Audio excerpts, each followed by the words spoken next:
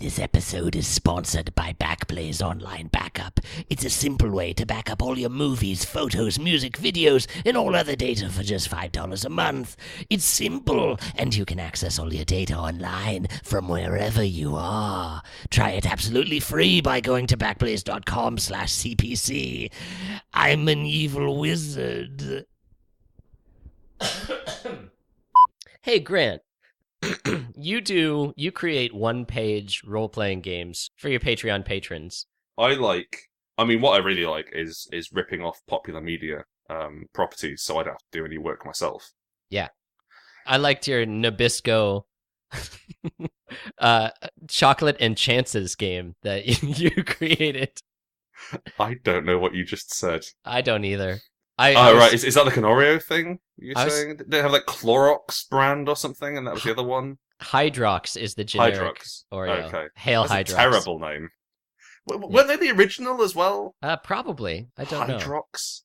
I mean, neither makes sense. And also, they're just shit-tier biscuits as well. Whoa.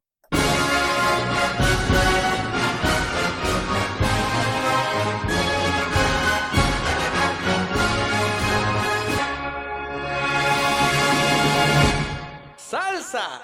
I found a brilliant way to get Americans upset. Okay. Is to pretend there is no difference between scones and biscuits. And, because I'm a member of several groups on Facebook. Hey, actually, this is me veering dangerously close to delivering the promised content of the show.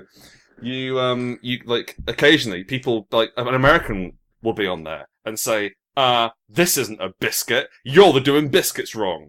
And then sort of like, oh, actually, it's a scone. You got that right. So, no, scones are shit and biscuits are perfect. And I like winding up Americans by going and saying, oh no, they're exactly the same. Biscuits and scones are identical. So if you, when you imagine a southern buttermilk biscuit, like a Pillsbury Biscuits and gravy, that sort of thing. Yeah, hey, thanks for making fun of the whole South. Hey, go on. You're not exempt. I believe I can do a southern accent without any sort of problems. Problems? Actually, there are some problems there. We'll move on.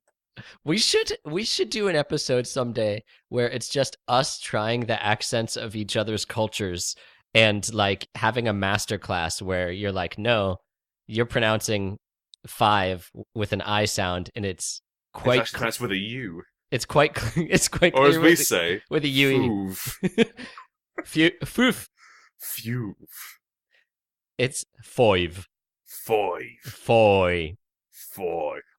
I quite like your sort of ogre voice you do sometimes.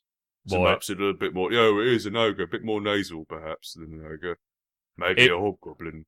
It's like if you took Michael Caine and you filled him with extra fluids. It's like Michael Caine slowly filling up with custard. Dream. It's filling my throat.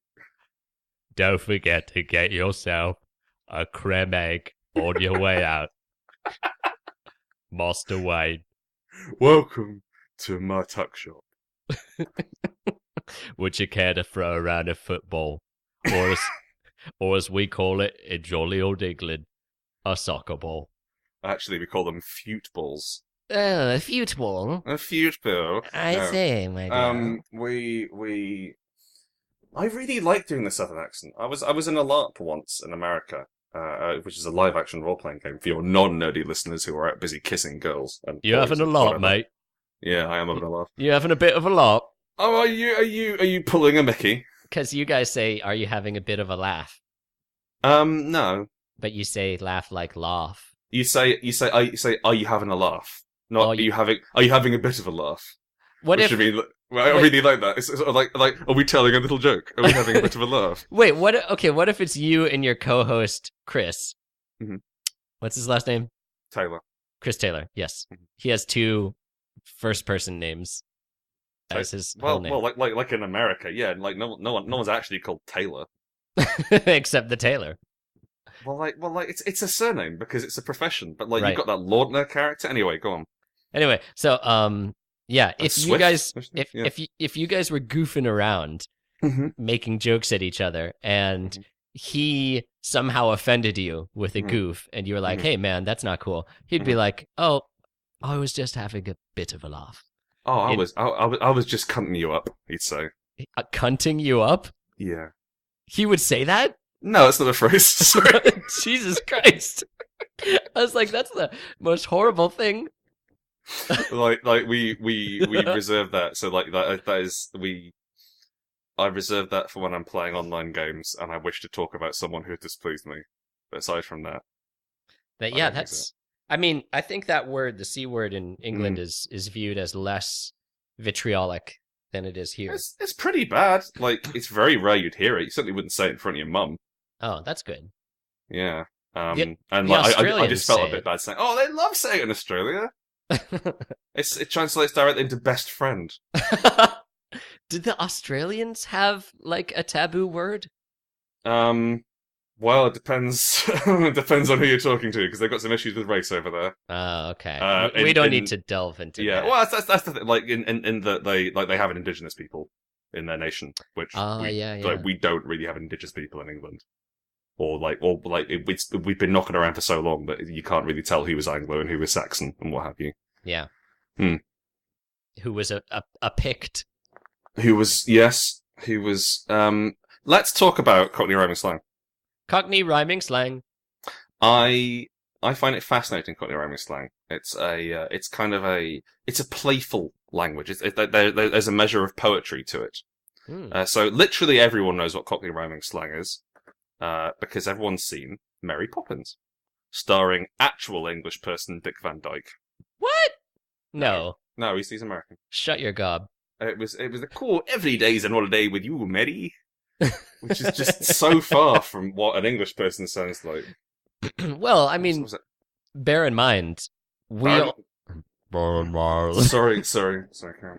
Bear in mind, we only had like 6 English people in the country at the time of the filming of Mary Poppins, and Alfred Hitchcock was always booked, so vocal coaches were few and far between.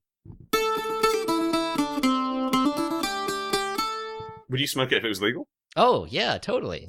But you don't because it's illegal. Yeah, because I don't want to go to... Oh, that's kind of charming. I like that. Hey, listen, Johnny Mnemonic. I can't just break the law and...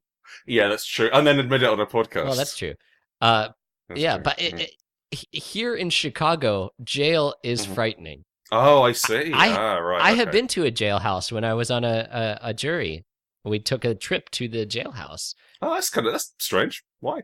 Yeah, it was like really stupid because I was on a grand jury. I don't know if I'm allowed to admit this. I was on a grand jury, and you serve for a month. Oh, wow. And you review many, many cases. And then in the final week, they take you on a trip to the adjacent jail. Not the prison, but the jail. Right. So the jail's like a short-term prison. Yeah. And they take you through like the old 1930s section that's like hideous and awful, and they take you to the old 1930s prisoners. Yeah, Al Capone's ghost.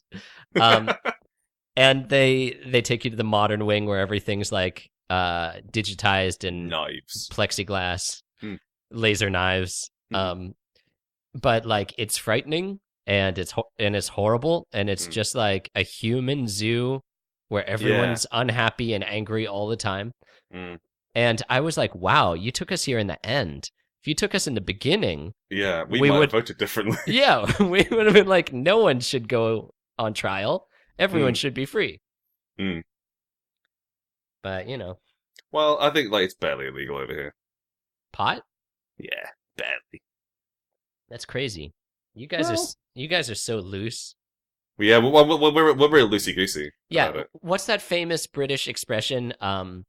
Loose upper lip. Loose upper lip, that's right. It's just, you have to really That's why all of those old British men in the social clubs with the great big mustaches, where they're always like... It's a wager. Because of a life of loose living. Loose lipping. Welcome to the Loose Lips Leisure Association. I trust your find will stay very enjoyable. Oh no, the haunted British hotel. It's called Loose Lips. The Loose Lips Lounge? And it's got ghosts in it? Yeah. Jesus, like really long, like horrible Japanese ghost style, but like they've got Japanese ghosts with horrible long rubbery lips, just Yeah. trailing around on the floor behind them. Yeah, and they have no feet. That's how you Oh. tell. No feet Ooh. on a yokai. Oh yes, yes. What do they do with the feet? The feet get to go to heaven. Oh, that's nice. Because Just- Japanese people take care of their feet so immaculately. Even if Do you they? were a murderer, your foot is still without sin. and I gotta say, like their toilets seem really exciting. Well, you're a pervert, so of course you'd think that. You're It just fills me with a passion. You're a drug-using sex pervert who wants to just fill your rectum with hot steam. It's the only way I can finish. Oh, give me some of that good steam. Making a latte. Oh, God. No, jeez, that's horrendous. That's such a horrible image of me pumping hot steam up my ass. Don't want to do that. Cockney rhyming slang. Cockney rhyming slang. Is a mysterious thing. It makes one man weep, makes another man sing. It's a playful. There's kind of a poetry to it, and there's also kind of the joke with Cockney rhyming slang is that it's a slightly exclusionary thing, and that if someone doesn't understand it, that's quite funny. A bit like those fucking intolerable people who play some sort of game like where you have to guess a word, but they don't tell you how to play the game, and they're, oh, you're losing. Which oh god. I don't think I've encountered that since like school days. Yeah. Well, some people do that when they're older. It depends what sort of groups you hang out with at university. Yeah, I guess since you're like balls deep in the game design community, you probably have to deal with a lot of people who will play games with you. Like I both I try to stop them. Both real games and psychological. Yeah. Well, no. Those canny social engineers who play mind Yeah. games with you to gain access to secure locations. Yeah, it's true. If there's one thing that the tabletop gaming community is really renowned for, it's slick social endeavors. We're real smooth operators, every last man-jack of us. Man-jack, that's a good word. Man-jack, he'd be a really normal superhero. I don't understand why the jack is necessary. Well, it's like it also means man. So, man. Yeah, every man. It's like an even less exciting superhero. It's like He-Man. Yeah, he was just very manly. Although, in the modern sense, He-Man is very helpful because it tells you what his pronoun is. Oh, I suppose it does, but we shouldn't assume. Like that's just his name. His parents named him He-Man, but he doesn't identify as male. Well, what about someone who was called She-Ra. Oh no, she's got it, hasn't she? Yeah, she had that. I was trying to think of a male name that begins with SHE, but it isn't working. I had Steven, which doesn't quite work. Sheevan Dragon. Mm-hmm. Attorney at law. Mm-hmm. Attorney at claw. Oh shit, that's how he solves the cases. Excuse me, Mr. Dragon. I'm going. Oh, court's adjourned. Oh, let me hold on to my giant white wig as I flee the dragon. Man, that bit didn't go anywhere. That's such a shame. That bit died like the legal documents getting burned up by the Attorney Dragon's fire breath. I think that bit, like a dragon as a lawyer, it's you know what's gonna happen. So I could have maybe gone for like a hoard of gold or something in there. I could have had him erudite and speaky rather than just like yelling. Yeah, the unexpected thing is he's actually quite a competent lawyer. That's true. Yeah, or like you know what? Like he's just a single mum trying to work his way. It's basically The Good Wife, but starring a dragon. Still played by Juliana Margulies. I don't know. No. Anyway, you really like Cockney slang. No, I don't fucking care about it. No one does. No one gives a shit. It's bullshit. It just rhymes, Mark. No one actually uses the damn stuff. Let's see, for example, you've got things like... Tell you what, I'm going to give you some rhyming slang. Now, these are all parts of the body. Okay? Okay. And you have to guess what they are. You're going to make a Frankenstein's monster of Cockney rhyming slang. I am. Hey, there's a new Frankenstein show featuring everyone's favorite Northerner, Sean Bean, on Netflix. Oh yeah, how is that? I started watching the first episode. I'm okay with it. Mm-hmm. It's like set, I guess, in the 1800s in England, and it's grimy. Yeah. And there's a certain appeal to me for that. I like it when there's historical stuff. You like it grimy? I like it grimy, I do. Grimy northern boys. Oh boy. Trains. Yeah, I like when there's historical fiction and it's not like everyone looks like Brad Pitt and has straight white teeth and is, everyone wants this horrendous snaggletooth motherfucker with one eye, three legs. Because, I mean... dragging their ass behind them in a cart. Up until, like, the 1960s, everyone on Earth was just, like, a sponge filled with vomit. Just, everyone on Earth was just like a plastic bag full of asses. And, like, not even fresh ones. Yeah, like Sophia Loren, those are all drawings. Was this the face that launched 1,000 ships, Helen of Troy? Just like an ass face. Well, they'd smash her face against the side of the ship like a bottle of champagne. It just got worse every time. Go, go, go, go, go.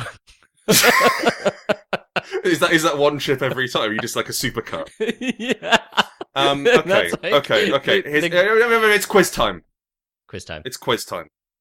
All right, more games with the games man. Yeah, I can't relax unless I'm running a game. You're never serious. I've got an easy one for you. All right. Minces. Minces. And I can use it in a sentence. Okay. It's a noun, I want to say, rather than the verb minces. So, for example, you'd say, "Oh, she's a lovely pair of minces." Okay. And it's a part of the anatomy? Mm-hmm. And she might have a pair of them. Yeah, so if she has a pair of them... Mm-hmm. I know what we're all thinking, but I'm going to go with eyes. It is! Mince pies. Eyes. Well done. Nice. I felt that there was a trick in there. Well, not really. Yes, that's true. I mean, I heavily insinuated it was breasts, didn't I? You wanted me to walk down a path of tats? I want you to walk down the titty path. Come on, all down titty lane. This one's in more common usage. All right. A barnet. Barnet? A barnet. Bonnet. B-O-N-N-E-T? B-A-R-N-E-T. The way you say barnet... Barnet! sounds like how I say the old-timey hat, the bonnet. Bonnet. Bonnet. All these maids with the bonnet on it. Oh, I love it. Oh.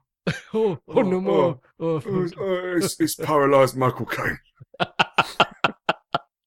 Okay. A barnet. Barnet. Let's say. Jesus, this is inscrutable. Let's say. I'll give you a clue. It's short for Barnet Fair. Hair. Yeah. There you go. Got it. Barnet. So we'll go for one more because this is radio poison. Hampsteads. Hampsteads, or as you say in London, Hampsteads. So Hampsteads. Steads. Hampsteads. Yeah, close enough. Yeah, either of those is good. Hampsteads. Hampsteads. It's not a tailless rodent, is it? No. It's not a part of the body. You need to go to a doctor. Like a real doctor, not your roommate. Okay. Hampsteads. Hampsteads. Is it armpits? Nah. Doesn't rhyme with armpits, does it? I don't know how you pronounce armpits. or as I pronounced it, Hampsteads. Oh, I've got a terrible sweat on my Hampsteads. Give me some of that. I guess you call it axe, your listeners. You call it, wouldn't you? We call it links. Okay, what's that Hampstead? It's a teeth. Teeth? Hampstead Heath, short for teeth. Hampstead Heath, which is a place. It's just a place, yes. Wealthy people live near there. Oh. And, well, yeah. That terminates this segment. Grant, welcome. I have a button. I have a button which generates a noise for terminating a segment. Would you like to hear it? Sure. That terminates the segment. Is this a new Hardy Dice Friends thing? No, I just have a button on my desk. I mainly keep it around because the players in my Monday night game, they descend into just vile innuendos, which honestly make the women in the room uncomfortable. So I've elected myself as a sort of tone police. That if people just start making jokes about cocks, I'll slam the button, and then that's a slight sign for them to maybe step back from the brink of dicks. Now, my theater education, Mm-hmm. as distant in the past as it is, I seem to recall there was a British official whose job it was, like, until maybe the 60s or 70s, to, like, ascertain whether a play or work of art was obscene or not. And Makes sense. We have obscenity laws. Those are still in place, I think. I want to say it was the Lord Chamberlain, but I don't know if that's right. I don't know, I'm afraid. What? I don't know, I'm afraid. I hear that working blue, like if an old-timey vaudeville comedian is like, great, there's no kids in the audience, we're gonna go blue tonight. A little bit of blue for the dance. I heard that blue comes from, like, the obscenity citation that your play would receive was written on blue paper or written in blue or something. Oh, that's kind of fun. Yeah. Okay. Mark. Showbiz. Hi, I'm Mark. Hi, Mark. Oh, hi, Mark. Mark, I want you to talk to me about the 4th of July. Oh, yeah. I want to move on to section 3 because initially we're just going to part the curtain here a little bit. Ooh. Found me in my boudoir. I looked up the mad bad lords and ladies, the most dishonourable nobles that Britain has to offer, and the main problem with the lords and ladies is they very rarely have comeuppances for being absolute twunts. Because they have huge amounts of money and privilege surrounding them, as well as influential social networks. So generally, these, like, I had a few prepared, and they're just lists of wealthy people who've done horrible things. And it didn't really feel super great. Wasn't a really fun podcast topic. Yeah. I have an anecdote. I have an antidote. Oh, cool. The Herveys. Britain's most scandalous aristocratic family. So it's spelt Herveys. And there was a popular 18th century witticism, which is, when God made the human race, he created men, women, and Herveys. Because they just fucked everyone. Oh, like sexually. They all had lots of threesomes.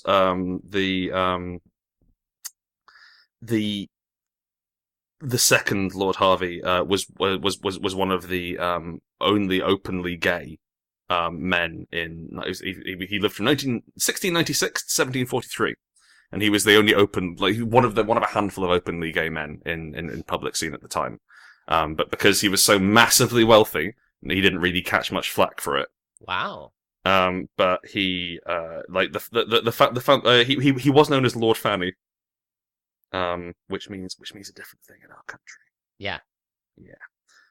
But it like their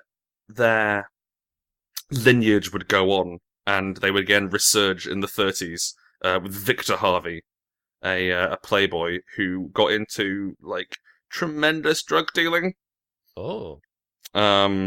He was. Oh, I'm sorry. No, that was his son. He was involved in the 1946 robbery of Hever Castle. He supplied guns to Franco. Oh, not so great. Yeah, not so great. But his son boasted of sleeping with over 2,000 rent boys. What's a rent boy? Male prostitute, generally quite young.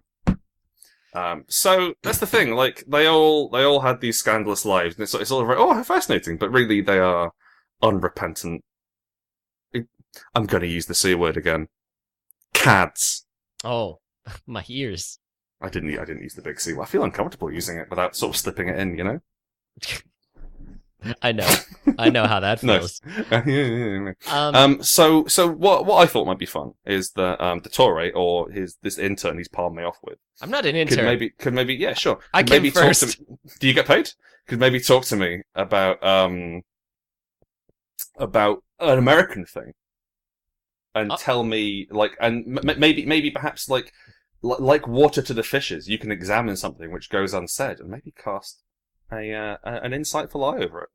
Yeah. So while this show has unquestionably gone off the rails, we're doing a little strategy of we're building new rails as we go. So I have prepared some lore Americana for our American readers. And it's more appropriate that I say this than Dottore, because Dottore has a little problem with words and facts. Or as he'd say, werbs. Werbs. That's a good one. Let me write that down. Let me write that down. I'm the stork from the Clausen's Pickle advertisement. I've never seen this advertisement. There's a, like, Mark, I'll take you with for it. Go on. All right. It's okay. I'm just trying to help you for trivia night. Oh, right, yeah. Well, that trivia where you have to do impersonations of famous storks. Yeah, from Pickles Storks. ads. Yeah. A Clausen's Pickle. Okay, so here we go. We're going to talk about the 4th of July, Grant, also known as Independence Day. Yes, the day that your upstart colony. I'm going to say this rogue colony really made its thoughts known.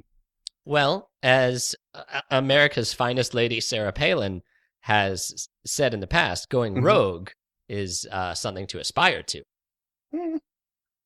Okay. She was thinking of the X-Men. Yes, of course. like Iceman. Iceman is kissing Rogue, and it's like that's something to aspire to because everyone wants to give Anna Paquin a little smooch. Right, except that makes sense. She's going to turn your veins black and drain all that mutant energy out of you. Oh, I need that mutant energy for my ice beams. Yeah, you do. Oh no! Like, can non-mutants get off of Rogue, or is that just everyone? I think she sucks the life out of everyone. Oh no, yeah, Rogue. Because if you recall the first X-Men movie, and who doesn't, Rogue kisses a boy. Oh, and he dies. I don't think he dies, but his heart turns inside out, and we see it. I think he has the petite mort, as your neighbors like to say. Yeah, the petite mort. Yeah. Yeah. So she's like, "Oh God, I'm a succubus," and they're like, "No, you're a mutant." And she's like, "Okay, I speak with the devil, but okay." I just killed this goat, but sure, fine. Okay, let's go. I spent all night squatting on men's chests. So pushing my long talons up their nose. They woke up in their Hagrid. Tell me more. That's a thing. They wake up and they're the big character from Harry Potter. Robbie Coltrane. Robbie Coltrane. Oh, we won't thank you for that. Oh, Master Harry. Tell me about Betrayal Day. Okay. The 4th of July, or American Independence Day, as y'all call it. Boo. Boo. It's an American holiday commemorating the Continental Congress's formal adoption of the Declaration of Independence from Great Britain on the 4th of July, 1776. You remembered that very well, almost like you're reading it verbatim. Hey, shut your fucking mouth, okay. Ritzy. It's interesting. I was reading about it this morning, and as an adult, I don't pursue history. And I kind of... History pursues you, Mark. Oh, history has its eyes on me? Alexander Hamilton. Yeah, so I'm like, whatever, this shit happened a long time ago. It's probably misreported. Who cares? But it is interesting to learn history. Sure. This has been things we already knew. So, are you going to teach them to people? Nope. So We encourage you to find it out on your own. Let's talk about Batman episodes. Yeah. The Continental Congress basically was a bunch of representatives from the colonies, which would later become the United States of America. And these dudes were like, hey, we're in the middle of a war because the Revolutionary War had already been underway for a year when the Declaration of Independence was signed. This guy, Richard Henry Lee, was like, hey, y'all, why don't we just secede for real? And they're like, all right. So Thomas Jefferson wrote up most of the Declaration of Independence. They voted on it on July 2nd, 1776, and then signed it on the 4th. Now, here's an interesting little thing that I like. John Adams, that famous persnickety lemony. John Adams.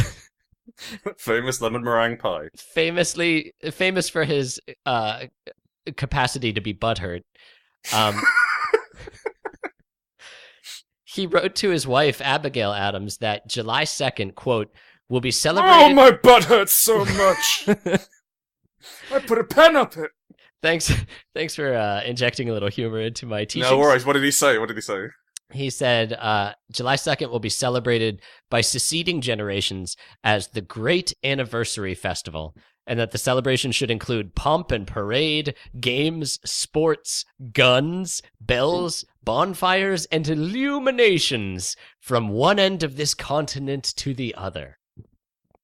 So that's nice. That's noteworthy in that he believed that July 2nd was the appropriate date to celebrate, and he would reportedly turn down invitations to appear at July 4th events as a protest.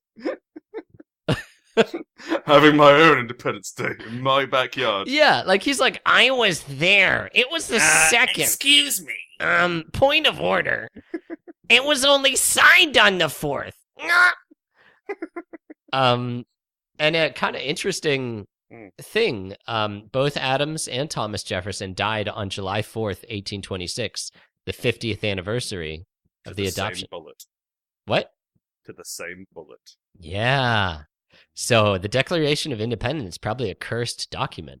Yeah. I mean, causation. Well, yep. I mean, everyone who signed it died. Oh my god. Yeah. Much later, but you know. Yeah, it happens.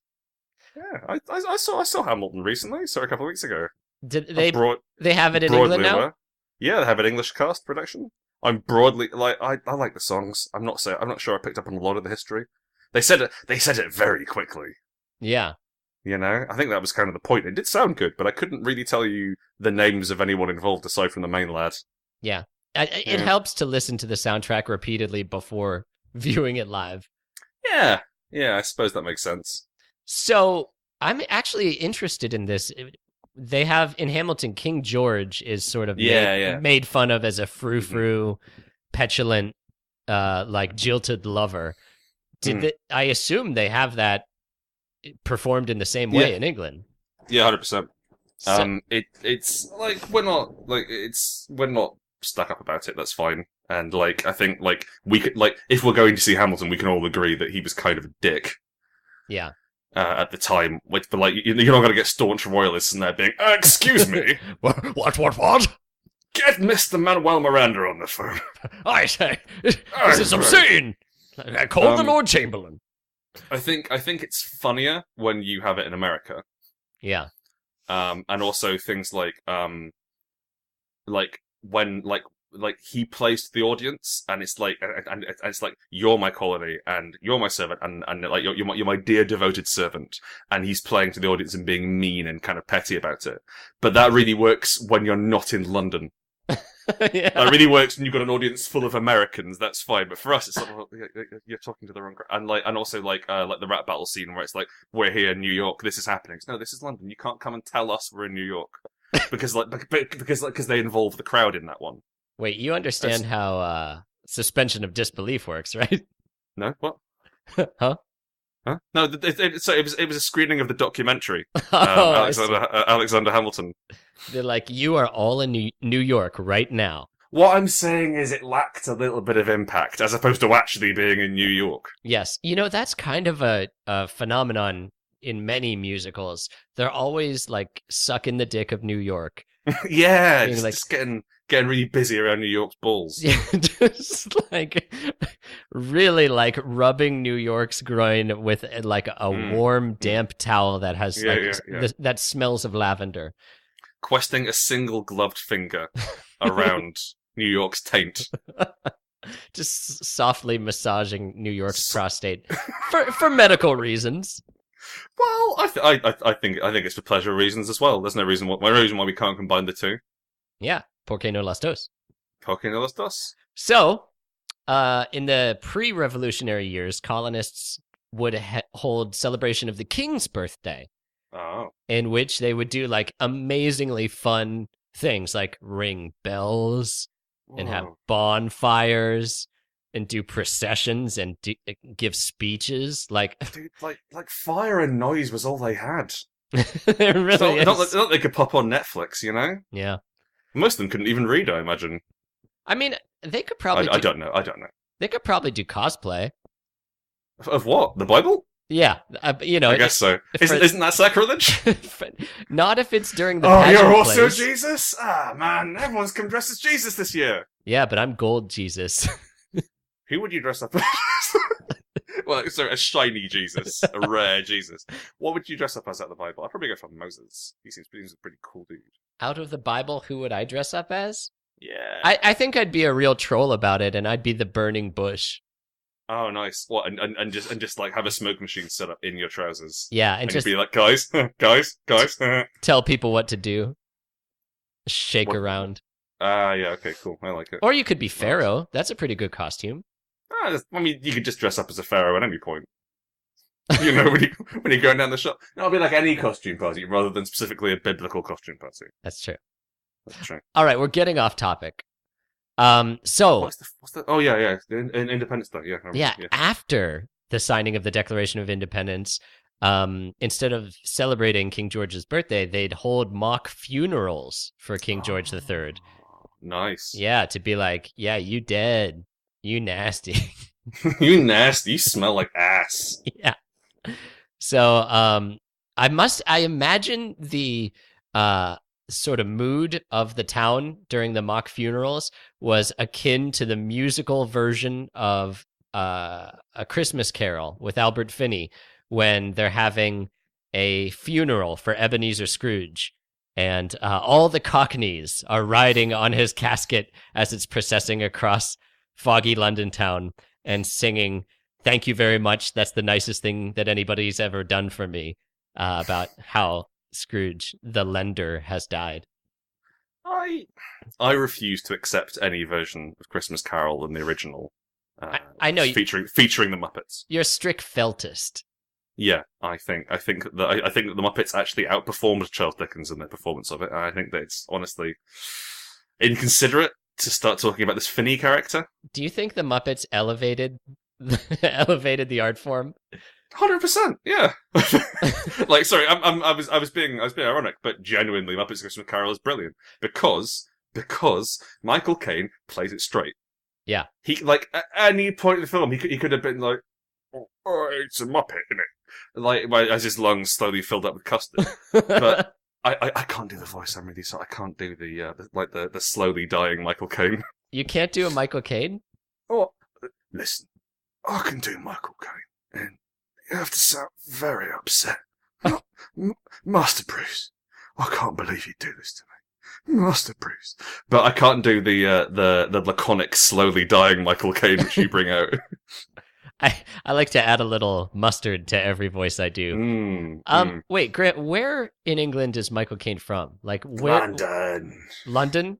London. Is he Cockney? No, he's not. Because when I do a Cockney voice, what I imagine is Michael Caine. Well, I'd say he's more generic London. Really? Yeah, but then again, I don't really know. Why? I went really high. I don't know. You know what? I haven't done a lot of research into this, I'm afraid. I don't know when Michael Caine was born or where he's from, and I'm really sorry about that. I should have known that before coming on this podcast. He's one of 2 British celebrities alive. That's true. There's him and the Queen. Yeah, Laurence Olivier. There's him and James Bond. Michael Fassbender, who controversially was revealed to not be German or British, but Irish. Whoa. Yeah. What? He's Irish. He needs to change his name. I think one of his parents is German. Okay. Presumably the one with the surname Fassbender? Yeah. Anyway, getting off topic. No, old Mick Fassbender of Cork. Yeah. All right. Michael. Do you have any more? Michael. Mark, I'm hungry for knowledge, Mark. Are you being Sean Bean? No, I was going for Michael Caine. Be Sean Bean. Hang on, Sean Bean. I've got a problem with the northern voice because I've heard my own northern voice repeated back to me, and I sound very inconsiderate of my friends up there. Oh, because there's actual northern Brits who are like, hey, dude, I don't sound like that. No, but I'm in touch enough with them to realise this. Hang on, let's say, hang on, so I can go, a hunter is a hunter. A hunter must hunt. This is a very northern voice. Hunt. What I learnt it from Bloodborne on the PlayStation 4. I do not like that game. It's very hard. I wish I was good at it. I think there's a lot of game there. I just can't see it. Yeah, I'm not good enough at the game to enjoy it. This has been Bloodborne Cast. Hunting for Bloodborne. Do you have any more facts about the 4th of July? Oh, do I? All right, I'm going to hit you, big horse. Hit me, big horse. Pop it down on my chin. Okay, so, yeah.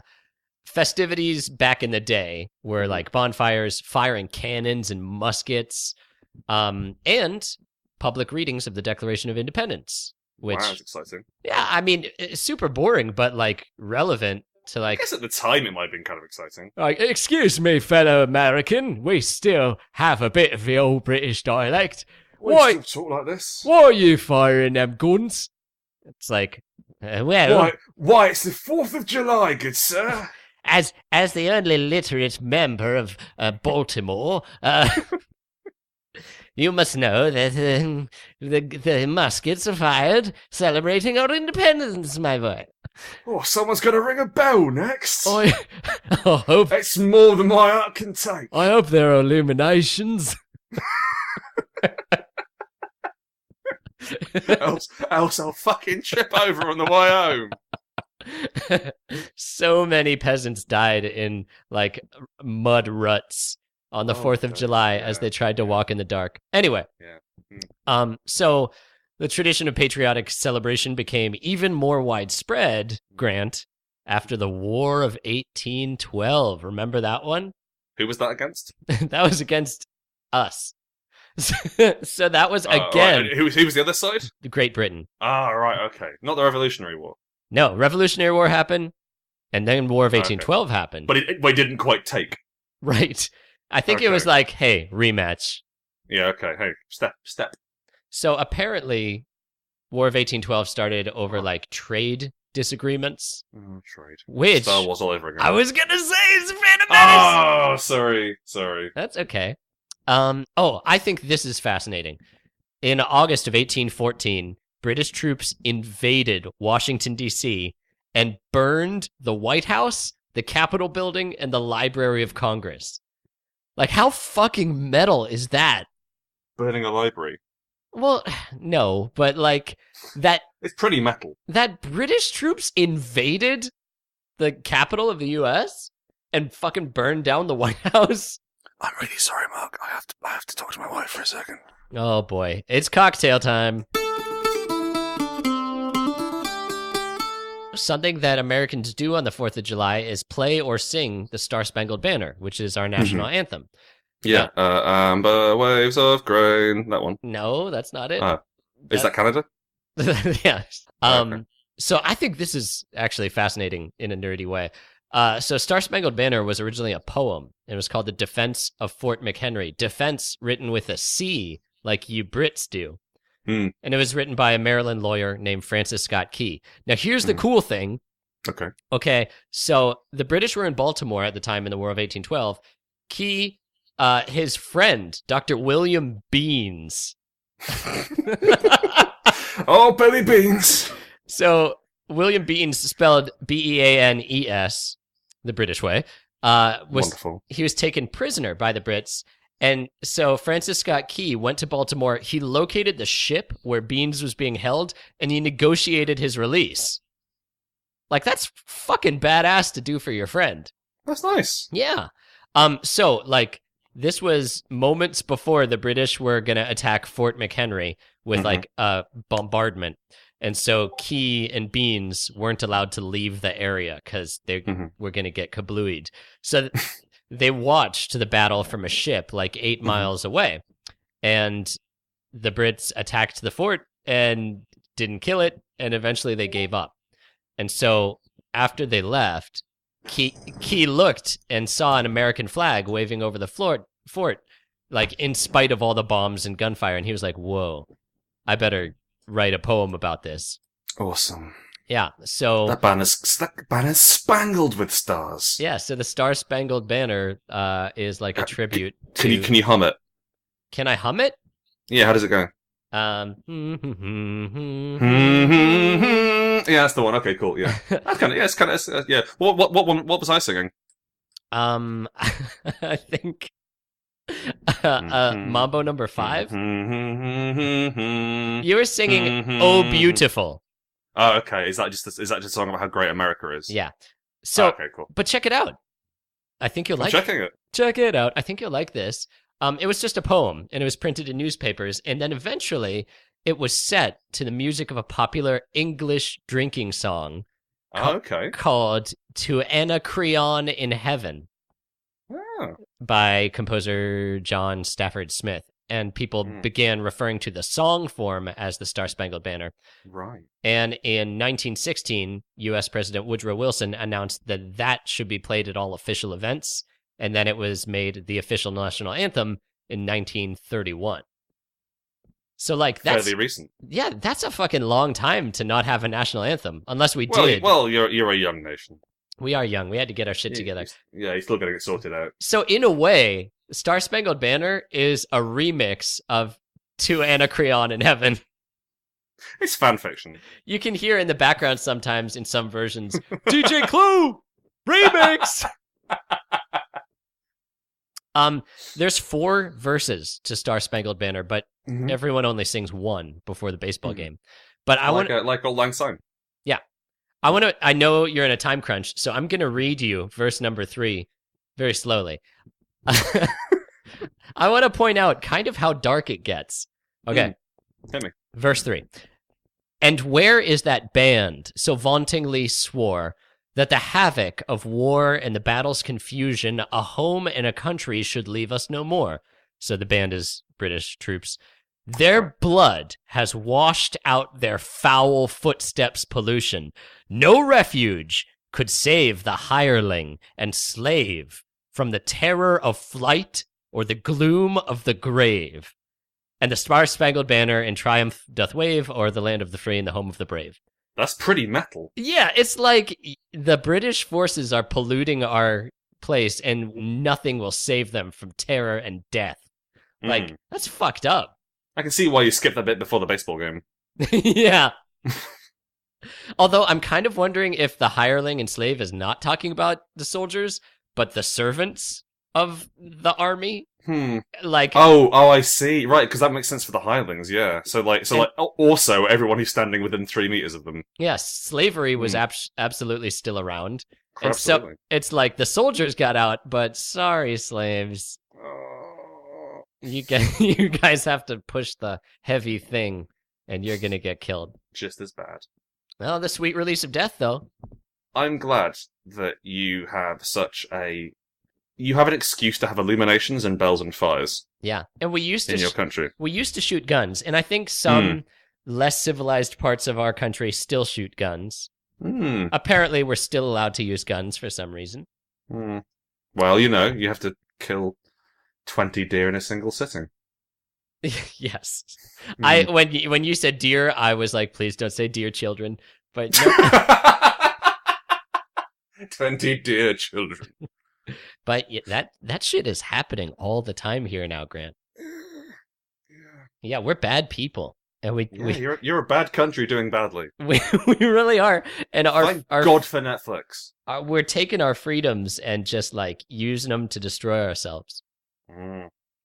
So it's a hefty price of freedom is the fact that everyone gets it, even the stupid people. I think maybe if America was less about freedom and liberty and more about discipline. Like self-control is the thing to aspire to. Oh, right, okay, not like obedience, right? But yeah. Like if we, like I've been to Japan a couple times, and like on a very surface level, what I've observed is everybody is pretty chill and like they're not going to go nuts and hurt you or like get bent out of shape because you took their seat, like because if they did, that is culturally shameful and they would be in the wrong. Yeah. Whereas in America, it's like, I own everything. You took my seat, you son of a bitch. Yeah, this is my seat because I thought of it. So let's have a big old fight. Yes. So how about perhaps on 4th of July, everyone just nods. Yeah. Just a restrained single nod to each other.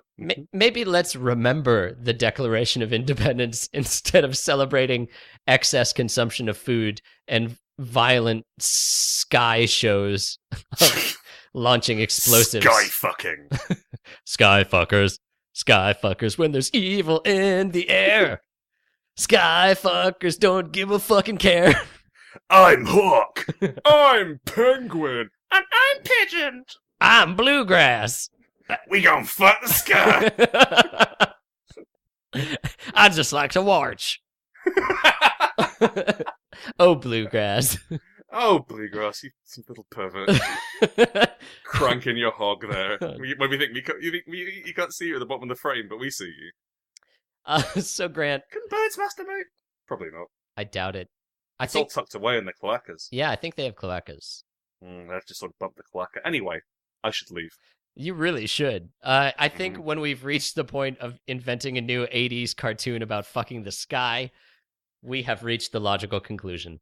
Mark of the hour and 40 minutes we spent recording, I'm going to say that was legitimately the high point.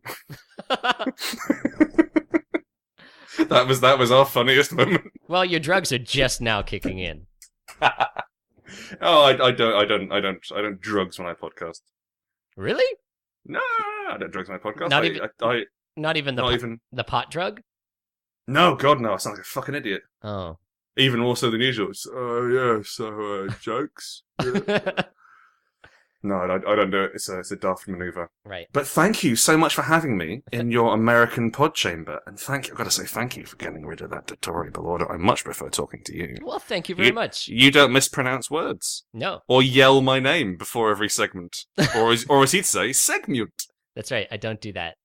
Yeah, I like that. Grant, do you have anything that you'd like to plug to our readers? Yeah, if you want to go to rowanrookanddeckard.com, that is my official business website. You can also go to Twitter. I'm GS Howitt, GSHOWITT. And that's my main account, and you can find all the games that I write on there, including Spire, which we just put out on PDF and should hopefully be out in physical copy soon, which is honestly a tremendously difficult work about rebellion and oppression, and we're really proud to have made it. And it's a beautiful book, and you should go look at it, please. You can also download pretty much all my other games for free by going to my Patreon, which is patreon.com/GSHowitt again, and you can get all of my one-page games for absolute gratis. Ooh. That's free for our American listeners. Yeah, sorry. You don't speak Spanish over there, do you? Oh, boy. Many of us do, I should say. Mm-hmm. Yeah. Also, how about you? Do you have anything to plug? Yeah, I do. I'm trying to order it in my mind. So I also have a Patreon site. It's patreon.com/Blastropodcast. I've been losing patrons left and right. So if you like what I do and you want to see it continue to thrive, please throw some shekels. So, give us some money. Yeah, people have babies and they're like, I can't be paying money for this guy's goofs. Throw that baby away. Right? Yeah, so check me out on Patreon. Yeah, give Mark some money. Thank you. Also, this is kind of cool. I'm learning how to code, and my coding project is going to be to create a little add-on to help players of Grant's game, Honey Heist. Oh, yes. Yeah, Grant has a one-page RPG called Honey Heist that's very popular, where you play criminal bears trying to steal honey. And as my project, I'm creating a little app that'll live on a web page, and it will help you roll up a character so you don't have to deal with those pendulous dice anymore. Ugh. Right? So watch for that. I'll put more about it on social media and my website when it's something that works and that you can use. Brillo pants. Farillo. Mm-hmm. Grant, thank you so much for being my guest. thank you so much for being my host. Is that your position to me, host? Yeah. You're my host. You're the host. I'm your temporary host. Oh, that's true. Yeah. Well, thank you for having me. It's lovely to extend a black tentacle into the morass that is America and come back largely unharmed. Hail Hydrox. Hail Hydrox.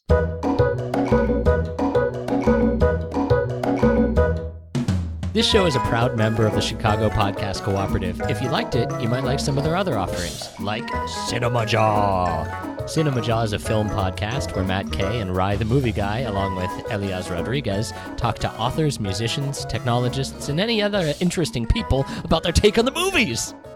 Listen to it.